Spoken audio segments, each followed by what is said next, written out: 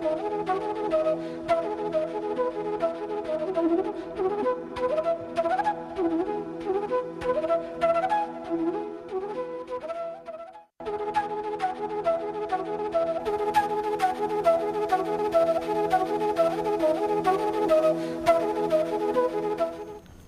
afternoon. Welcome to EduSet Network.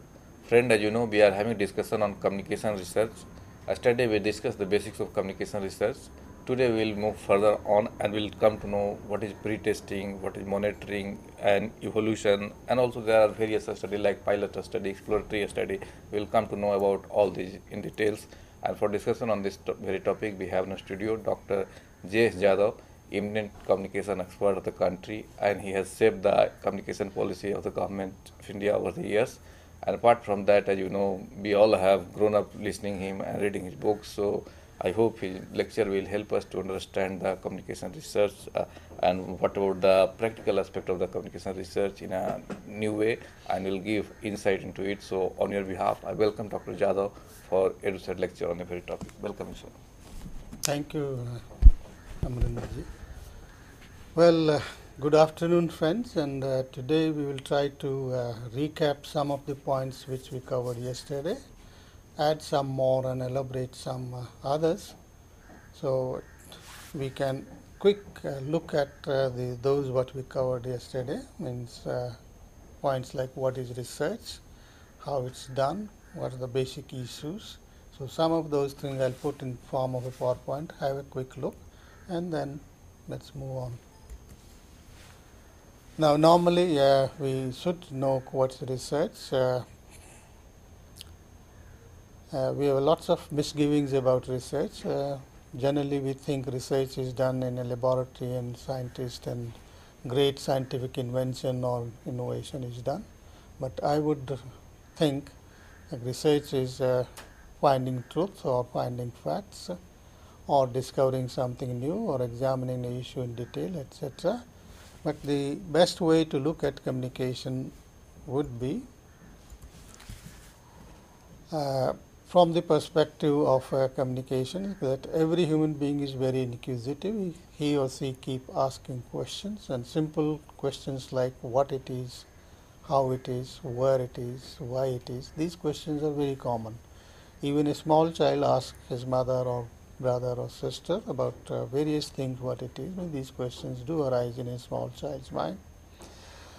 Common men ask these questions in their day-to-day life, but in research we ask these very questions more systematically. That's what we said yesterday, and I'm emphasizing again to you.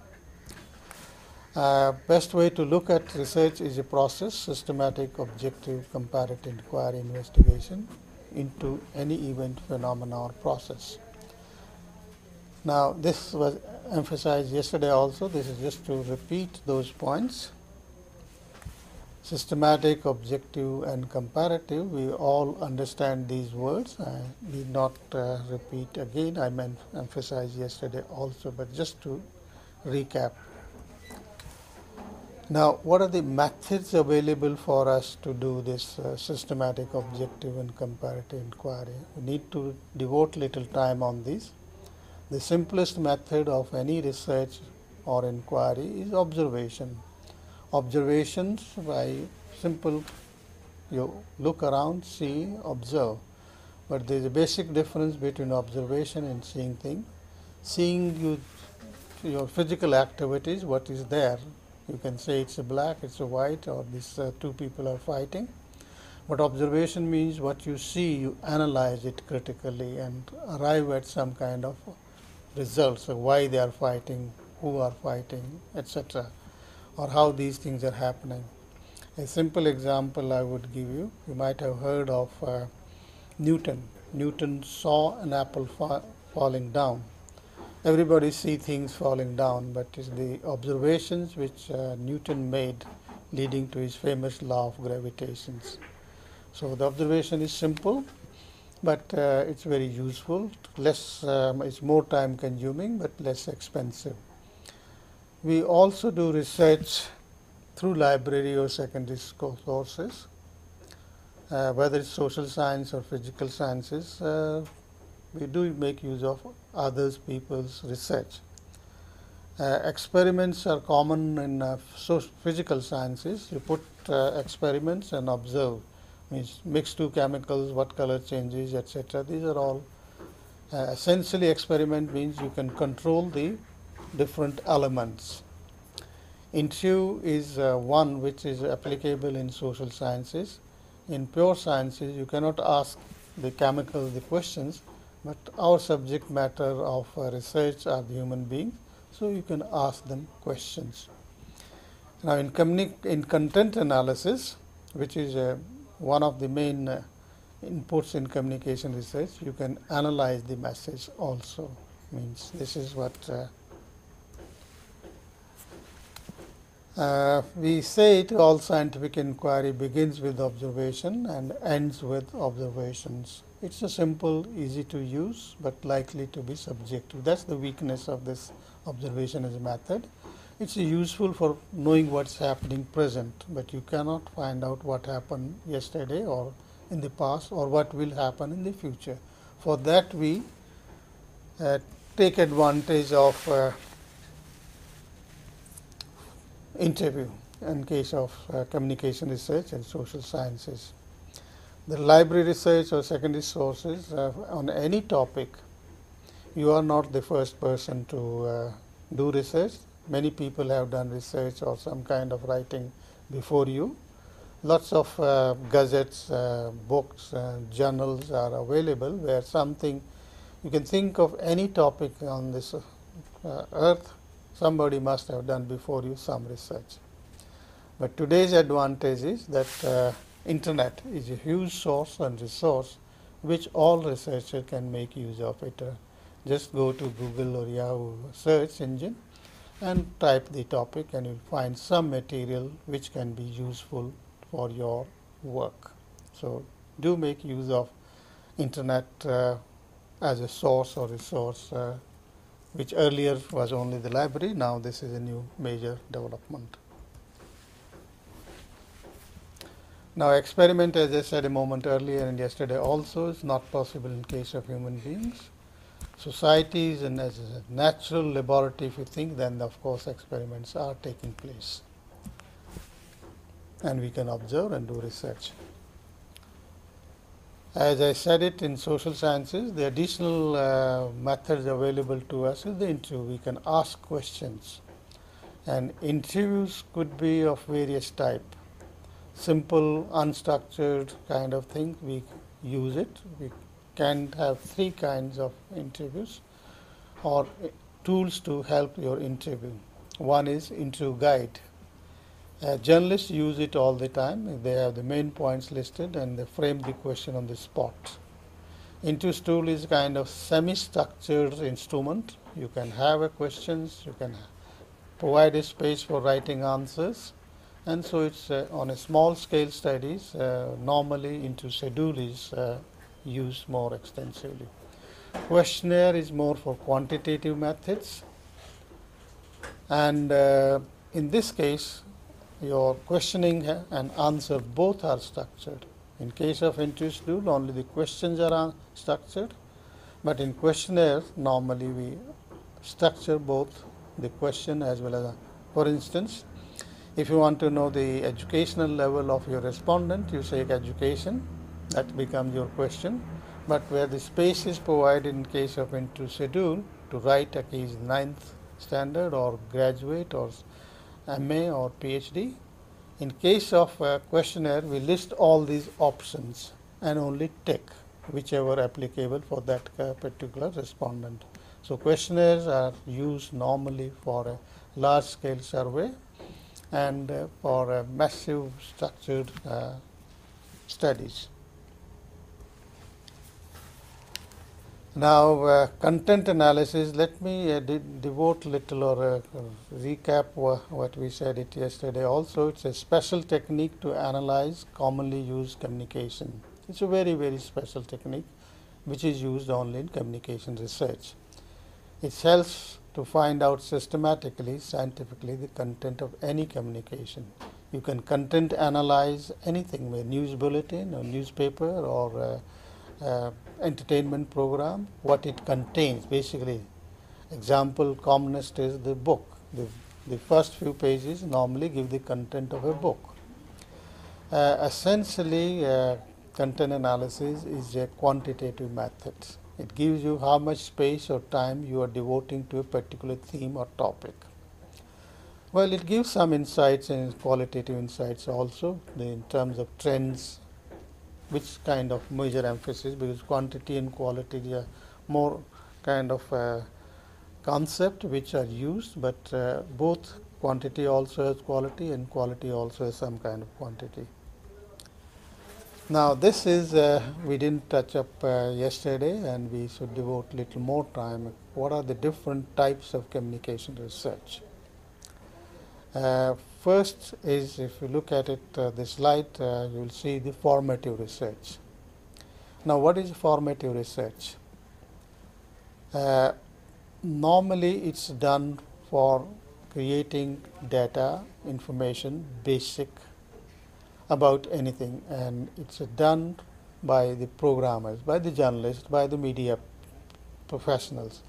If you are preparing a program on television, let's say on tuberculosis, then you will get information or collect information about tuberculosis, how it's done, how frequent it is, which kind of people suffer more. So whatever your focus of your program on tuberculosis on television, you try to get. So this formative research is to prepare grounds or knowledge base for preparing a more meaningful media program or media message or media contents. So it's very useful for practitioners of the media. If it's more like a homework before, rather than just starting making a film or television program or writing a feature, you collect the basic data about a theme on which you are making program, and which helps you to make it a better, more meaningful, more relevant program.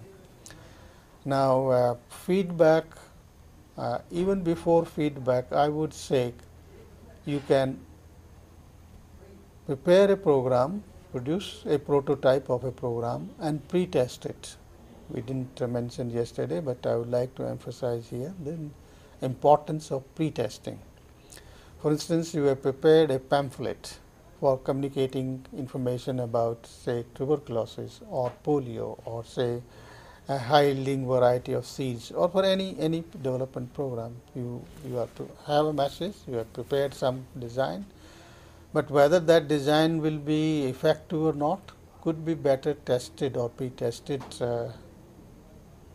as such.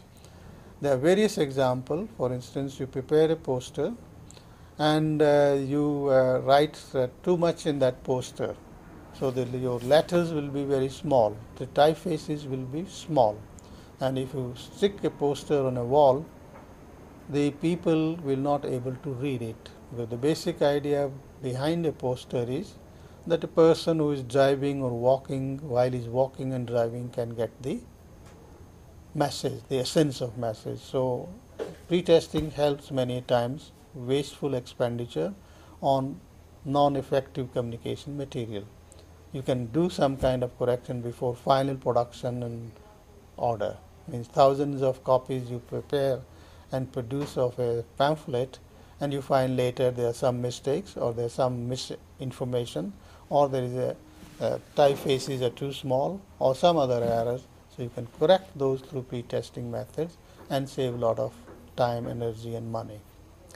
Now once a communication program is launched, then you can get a feedback.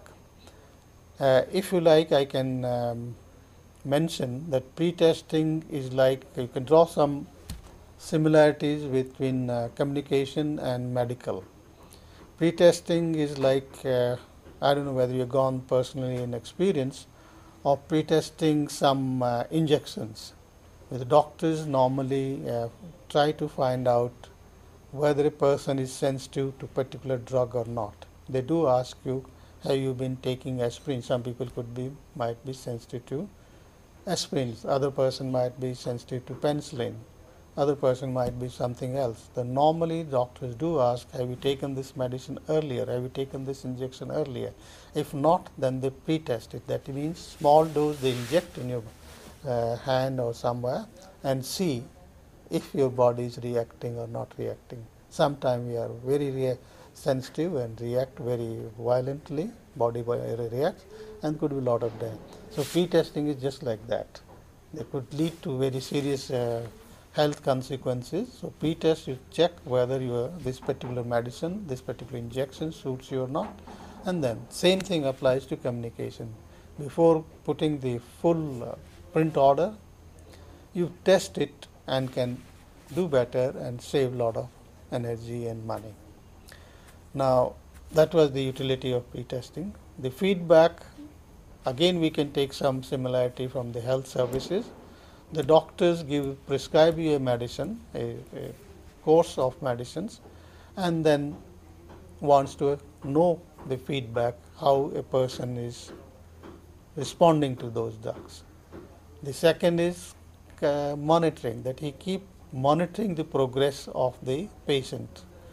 If they are not properly monitored, then time will be lost. So that's why in hospitals people keep monitoring the progress of a patient. Same thing applies in communication. You have launched a communication campaign, you got the initial feedback, but you must keep monitoring it. If there's something initially might have shown some success, but later on it's not showing some that effectivity, you can add something, delete something, change it. So the monitoring is a kind of mid-course corrections. Now, fourth is impact assessment.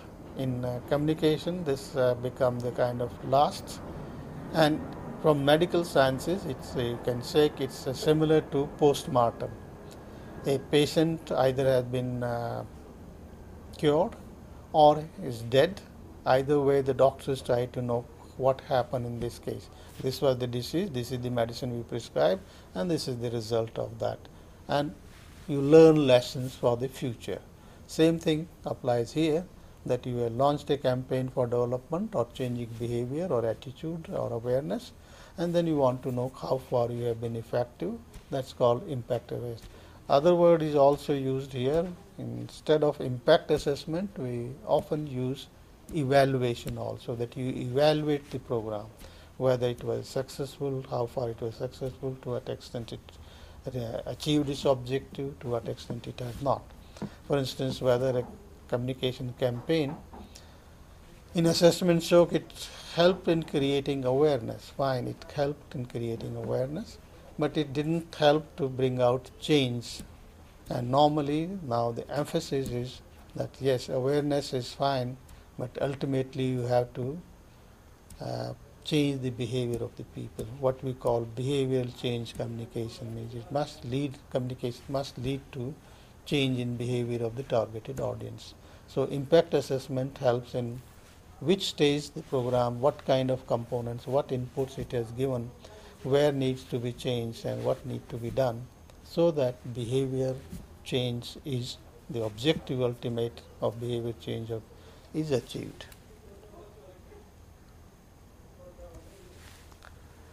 Now, this is a kind of general statement which I am making. For any meaningful research, one needs to have a sound theoretical base or underpinning.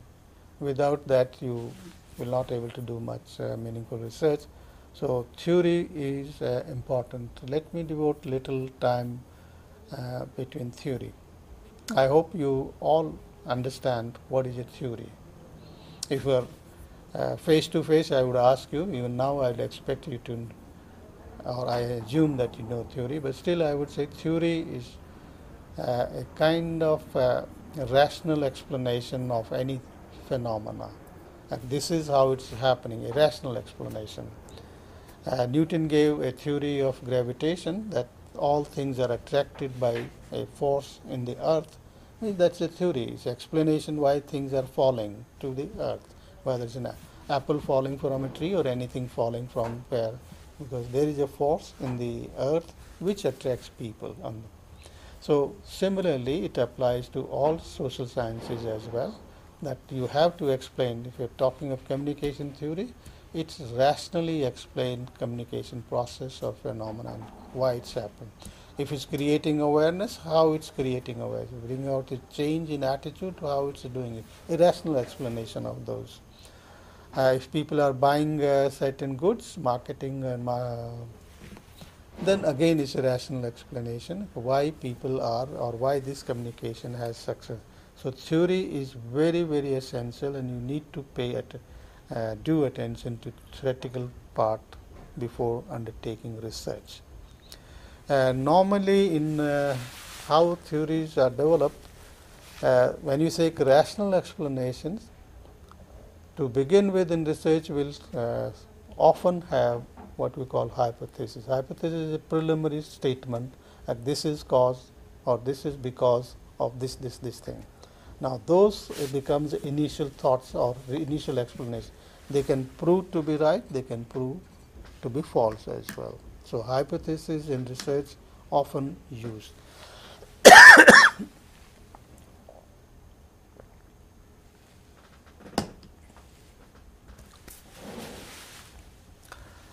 This I mentioned yesterday also. There are 4 or 5 areas where communication researcher can do research. That is source analysis, message analysis, or media analysis, audience analysis, feedback analysis, impact analysis, or evaluation. So we covered this yesterday. Let's move on to methods in research. We 2 kinds of methods are broadly put into it. That's one is called qualitative methods, and second is quantitative methods. Under qualitative methods, in communication research or in social sciences, we have what you call participatory appraisal. That is observation, quick kind of thing. You appraise the situations. It may not be 100% correct, but it's a kind of initial qualitative participatory observe. Second method in qualitative methods is in-depth interviews, that you select few people, interview them in details, try to understand it, and that is your second method of qualitative research. Third, we call it focus group discussion, FGD. It's very commonly used now in behavioral change communication studies, that individuals are fine, but you get group of people because societies, members who have a relationship.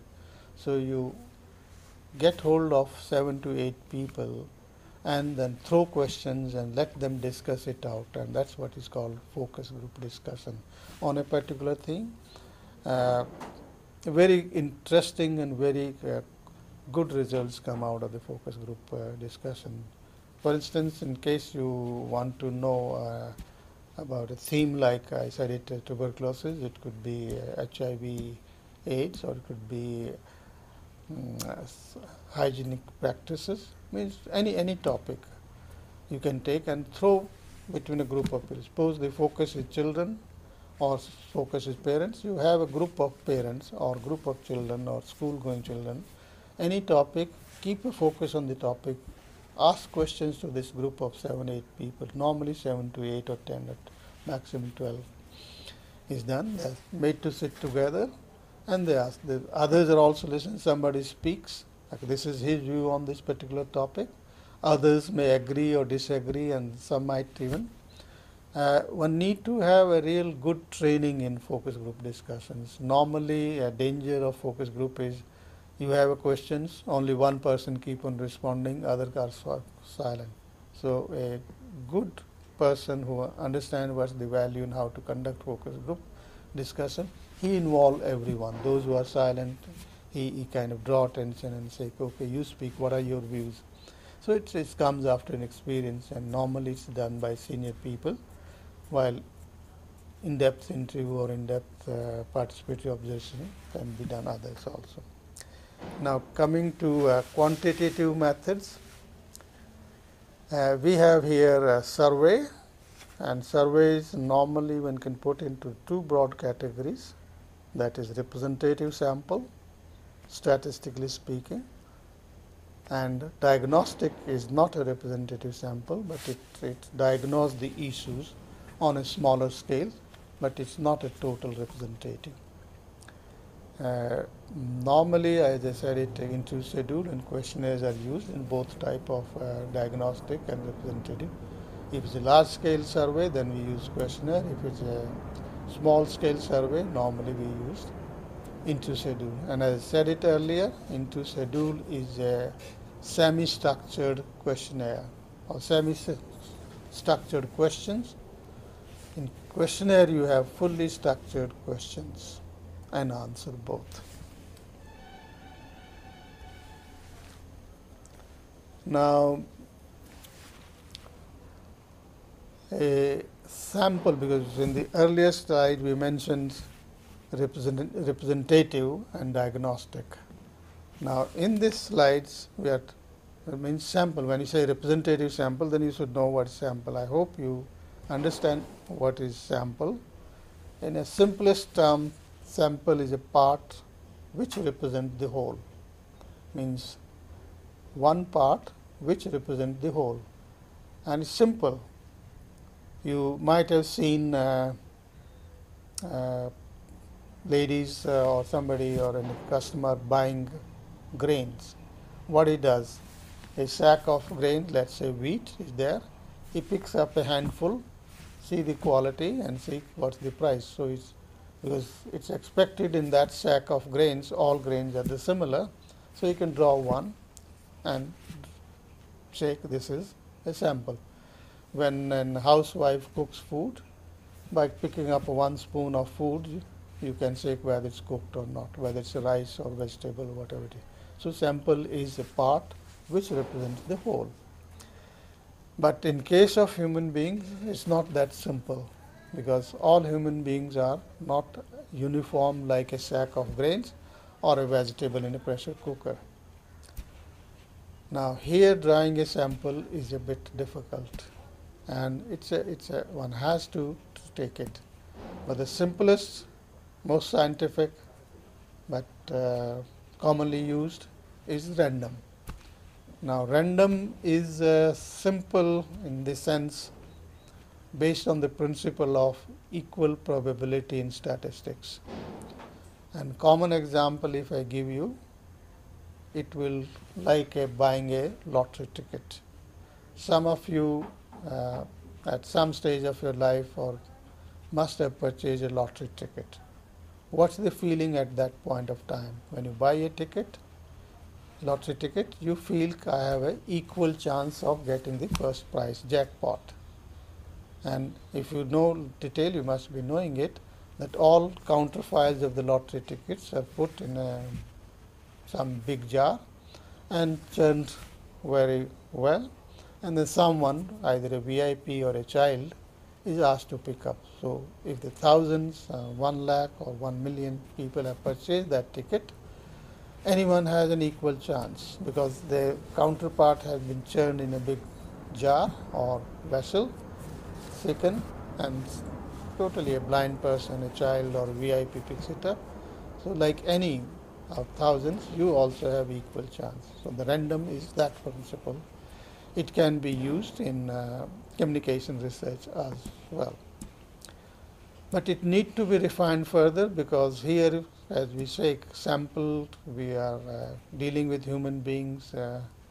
Some people are tempted to make use of random to make it a sampling of convenience. You go to a tea shop or a coffee shop or a corner shop and fill up the questionnaire. If you do a survey of, let's say, media habits of the college students, how you draw a sample.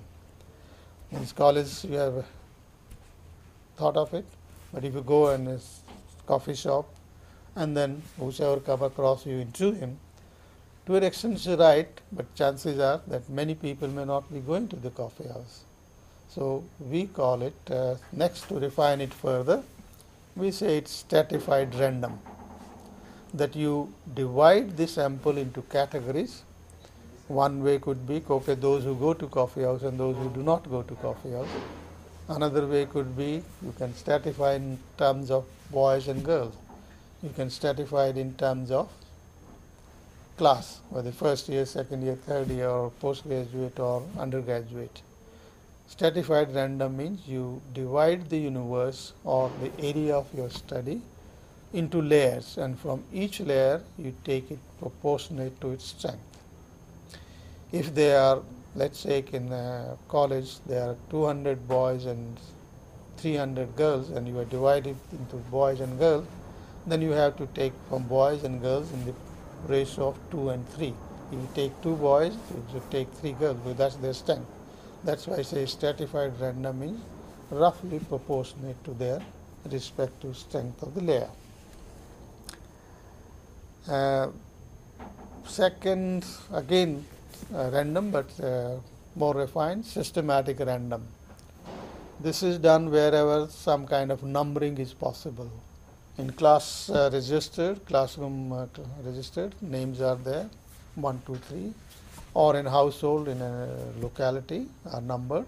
Then you can say every 10th house or every 10th students registered in a register would be interviewed. So this is the system you introduce.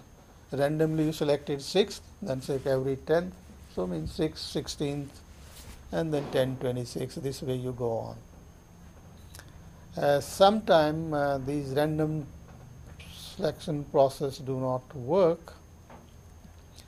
We want to include persons, special persons. For instance, in a village, you might stratify it in terms of class, caste, or sex, or education.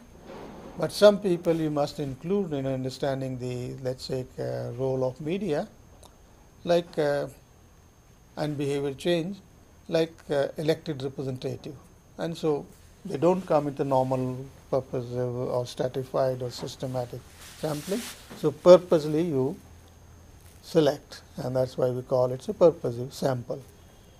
Cluster is another mode. In villages, if you are familiar with the society, there are clusters. This is a caste-wise cluster or on some other basis. And from each cluster, you take it. In urban area, you say, well, this is a lower middle class, this is lower class, and this is a higher class. And that way you can cluster them, and from each cluster, you can take the sample. So this is broadly what we have to cover. I think a lot of time is there. If you have questions, you can ask. Otherwise, we'll go more on the theory.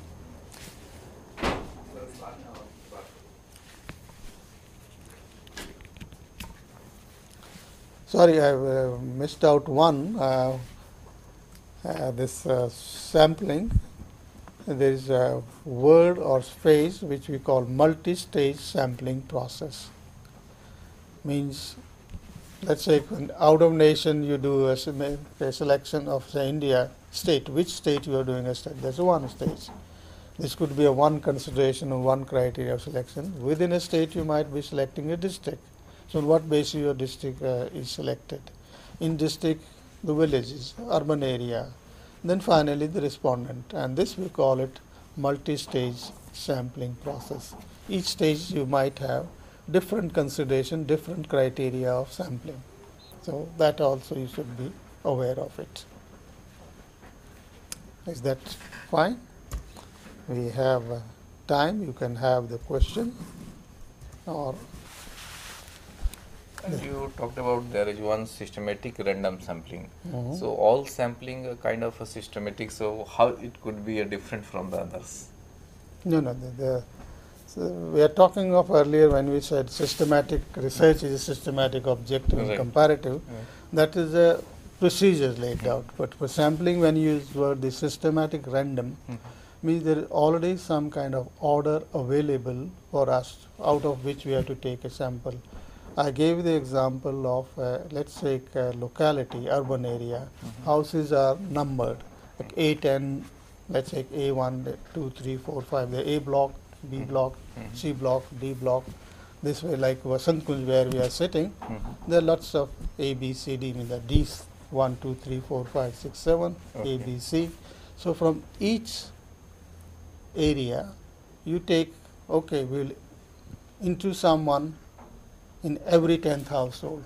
Okay. So somewhere you started between 1 and 10, any number, say 3 or 4 or 10, any number, then every 10th house you introduce a system that we will interview someone in every 10th or every 5th or every 20th house. You had introduced a system, started somewhere and keep following. Now in this problems do arise. Let's say 8, 6 and then you do it age 16 and you find the age 16 house locked or person is not there. Suppose you are interviewing adult male and age 16 there is no adult male. These problems arise in actual research. Then you have to introduce a system of replacement, how to replace it. Either you leave it out or you can take it the other ways, either A15 or A17. But we have to tell that this is the system we have followed. That's why it's called systematic random. It's a random to start with, but then you have followed a system. Some order that. Order which others should also know. Yeah.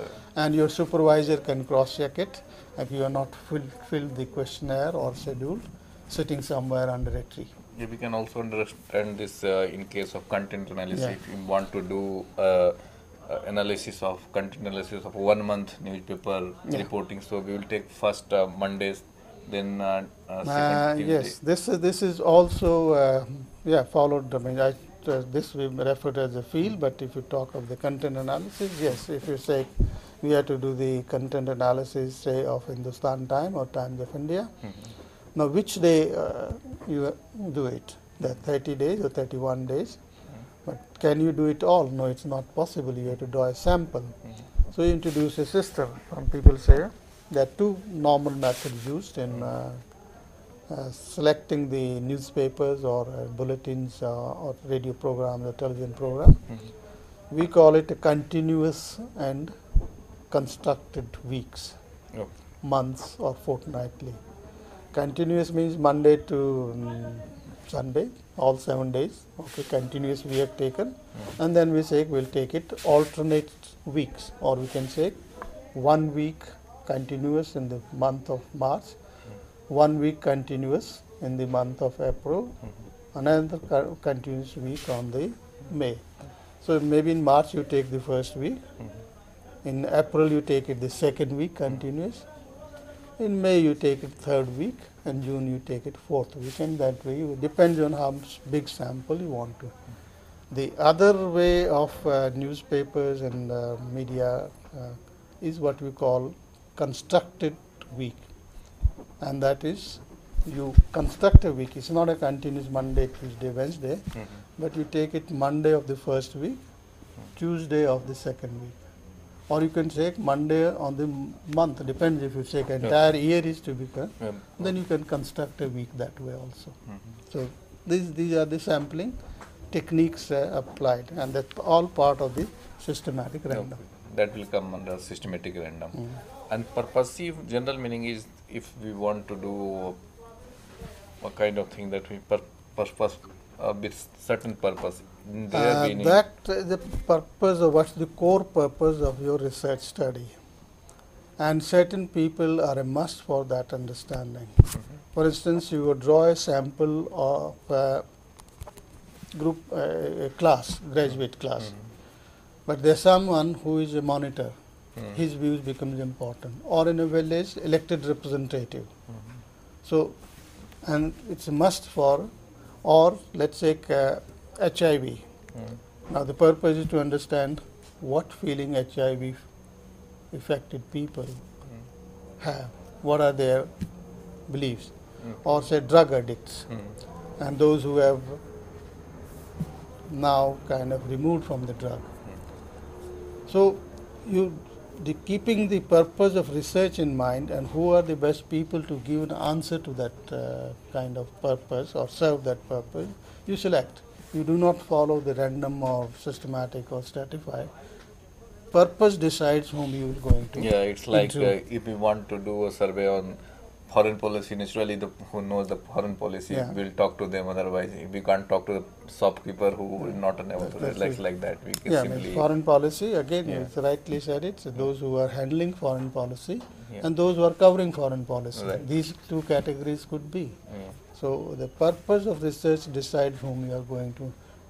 Not that in other cases purpose do not matter, it matters, but here you kind of do away with usual random stratified or systematic random. Let me clarify it here. Normally it's a combination of the two. Okay. You do the random, stratified, systematic, etc., but you also include purpose.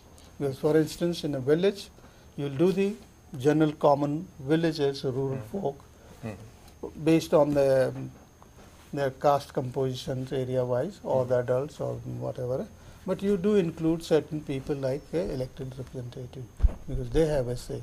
Because any communication they facilitate in the village situation. So sampling is very important for only then we can understand the true nature of conclusion or result, otherwise it will be erroneous. Yeah, that's why people say research many times reveals, many times hides also. This write-up about research methodology is important, because anyone who reads that definitely should know how you have gone about it.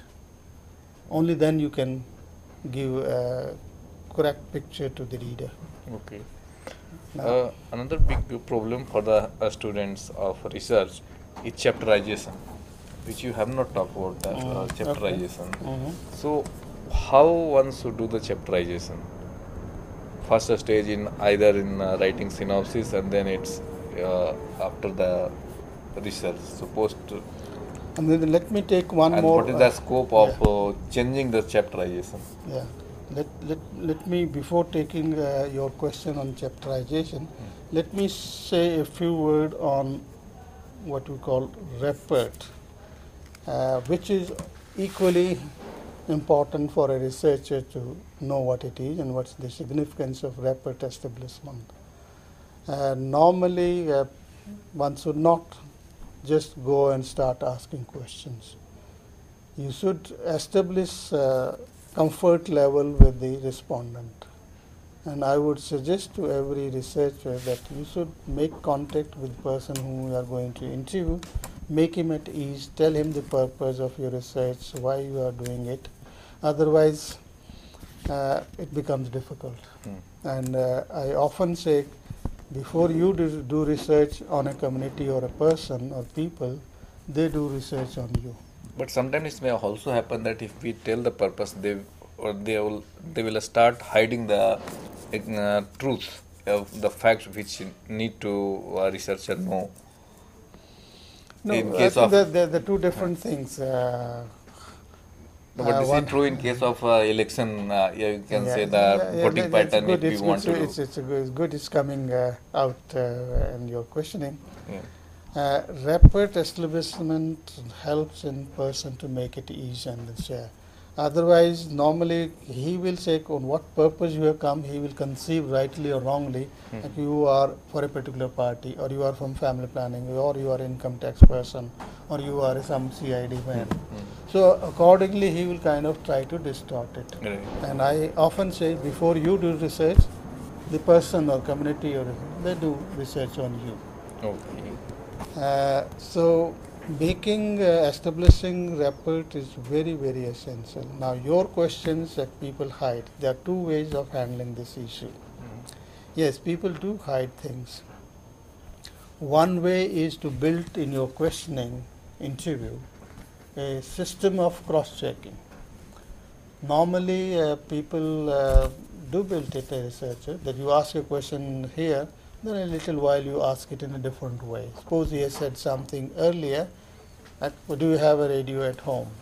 Do you have a television at home? Thinking that you might be an income tax assessee, he might have said no. Then you ask it, do you listen to radio? He might say yes.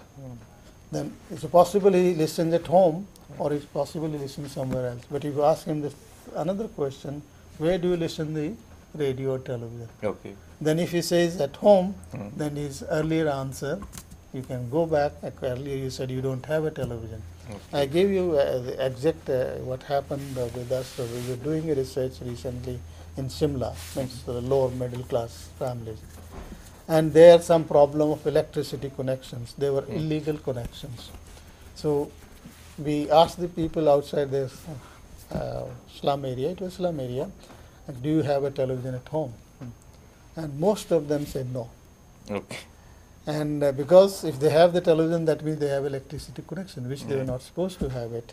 Then we walked into that, and nicely television was covered. Okay.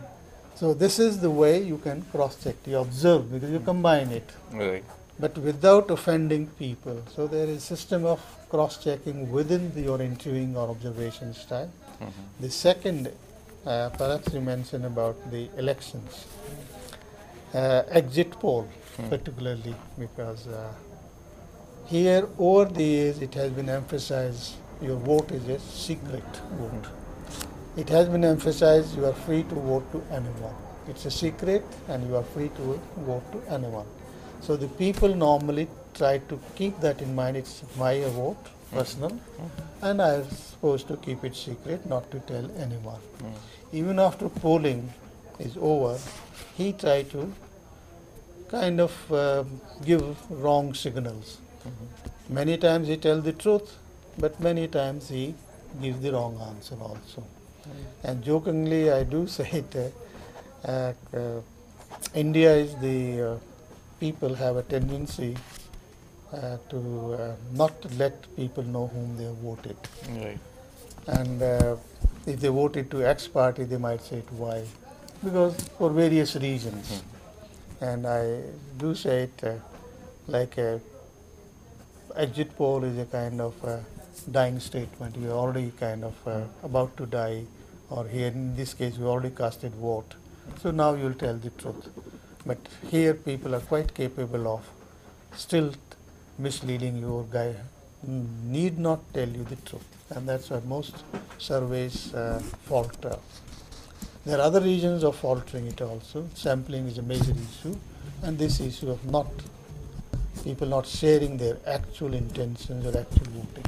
Yeah, even this election, even framing of the question, they rightly pointed out in the television discussion, because after the result of UP elections, Jagannathan Yadav is very respected psychologist, and he does very good work. And one question was framed like this, whether Anna movement was relevant to this or not. And the other was about the Baba Ramdev movements. So both case, one case he framed the questions like Bhrashtachar is important, played a role or not. In other case, the same Swami Ramdev played a role. So people said no, but in case of Bhrashtachar said yes. But if it could have been framed like this, that black money played a role, then the answer would have been different. So Vinod Sharma pointed out rightly.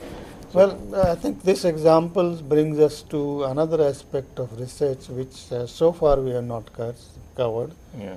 and that's very, very vital, and sorry we didn't cover it or touched upon it. That is how to frame questions, how to prepare your interview schedule, how to prepare your questionnaire.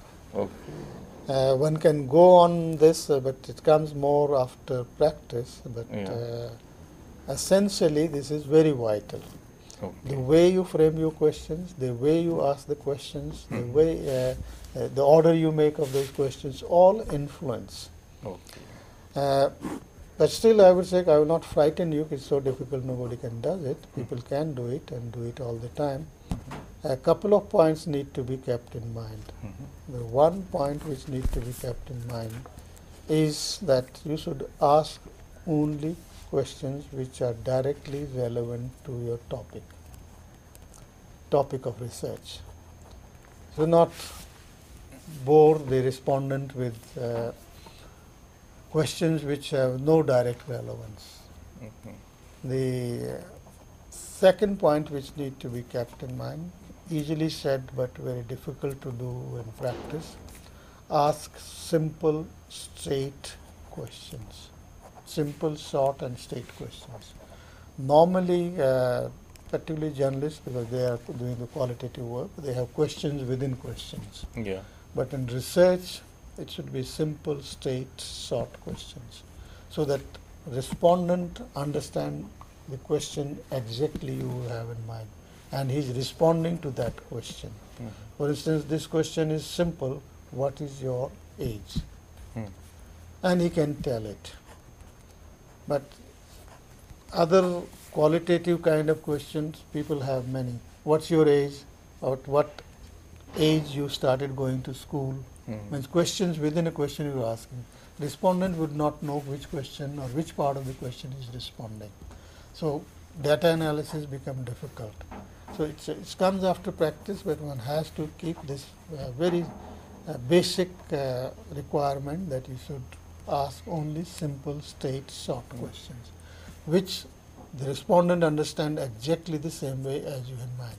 Second dimension of this is, if one person, if the complicated questions, then different respondent might understand those questions differently. And if the questions are understood differently by different respondent, our requirement of research comparative is lost. We say na compare. If the question is differently perceived or understood by different, say you are interviewing 100 people, and if there are different people are understanding your question differently, the more complex question you have, the more question within question you have, there is a danger of differently perceiving or answering the different part of the question. So results will be misleading. So this is the major issues. Third point, I made it one relevant question and short question. Third point which I would like to make, always think of that the other person is an intelligent person. Normally we do not pay due attention to that. The moment you start interview, his mind starts working in a very systematic way. So don't jump from topic to topic. Suppose you are interviewing a person about one aspect, and the advice again or suggestion again that divide your topic into 3-4 components and ask all relevant questions to those 3 component or 4 component or 3 or 4 dimension of your inquiry all together. If you jump from one area to another area, he gets confused. Final, I would say, normally an interview should not last more than half an hour, 20 minutes, half an hour, 25 minutes. If it's become 1 hour, 2 hours, the danger is he will get bored and can start answering it and might leave it, the interview in between, which will be your loss. So these 4 points and framing the questions are very important. That ask only relevant question, ask simple and straight questions, ask all questions together, don't jump from area to area, and your interviewing time should be around half an hour or less. Okay. These are the suggestions, but not absolute rules. Yeah, it depends upon the respondent and also the situation or the question what we want to expect from them. So these are the while framing the questions. And what the precaution one should take in interpretation of the question or analyzing the data? That's data analysis is another ball game, and if your questions are the simple, straight, and answers you can link it together, like this answer is for this question, interpretation is not very difficult. Now, it could be both qualitative and quantitative interpretations, and both have their values. And in communication research, and particularly, I would suggest you should use both the methods, qualitative and quantitative methods. It could be a very simple level of frequency calculation. What's at, for instance, simple question: how many people have a television? How many means if you have a television for exposure, which programs they normally they watch. So these kind of now let me add one more thing while framing the questions or your earlier question on chapterization. Now first take the framing the question. questions should be framed to cover all the objectives of your study.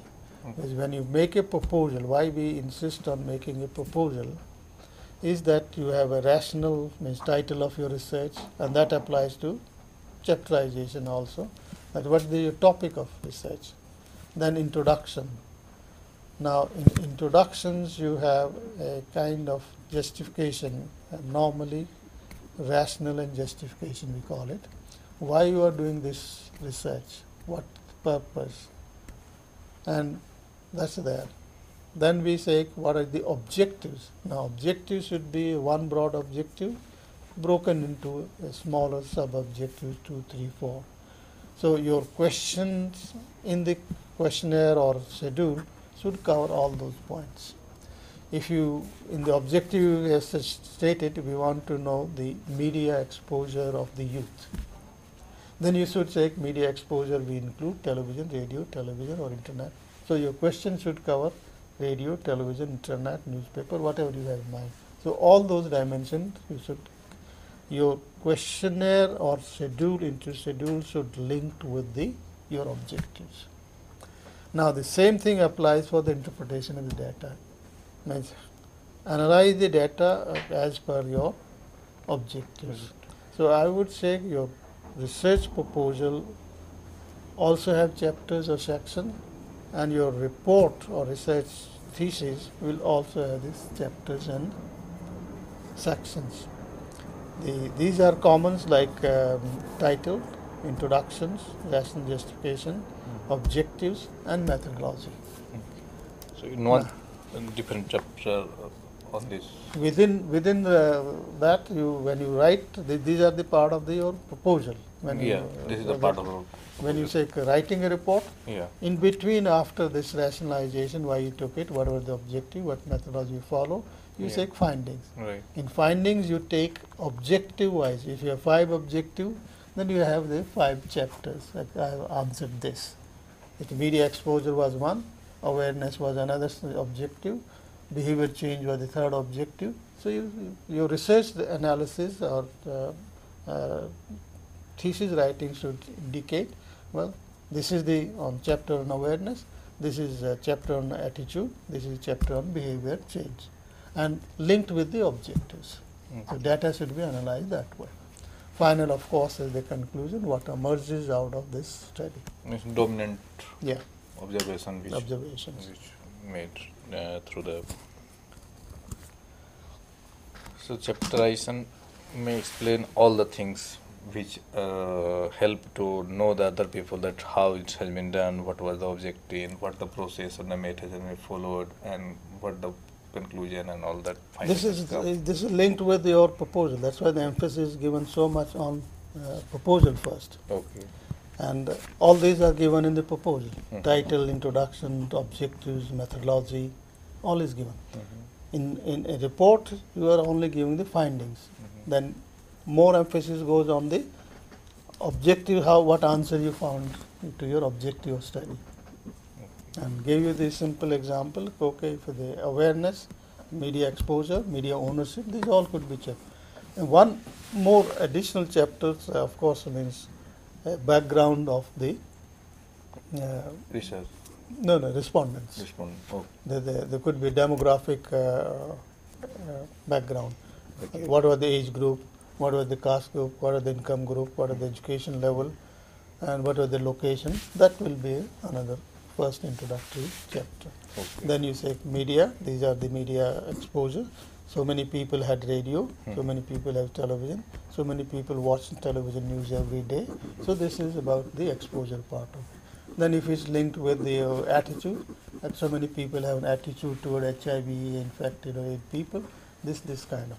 You can, analysis level, you can analyze on the variables. Now variables could be demographic like age, education. It could be sex, gender. So all depends on what was your proposal. According the data will be analyzed and according your chapters will emerge. The basic important document or step in research is prepare a good research proposal, giving all the details what you are going to do and how you are going to do. Okay. So, well, friends, I hope today lecture gave you the kind of framework in which you can take research, and the important part of the research is, as you come to know, the sampling, questionnaire. These are very important. If you do a mistake, even single mistake may lead you to the wrong findings, wrong conclusions. So be careful, as the suggestion have been suggested by Dr. J.S. Jadhav. So I hope the lecture must have benefited all of you. And I also thank Dr. J.S. Jadhav for giving such a wonderful, insightful lecture explaining all the important aspects of the research. So I thank him, and also thank all of you for watching the lecture. Thank you very much. Thank you, Mehndi. Thank you. Nice. I hope it's useful.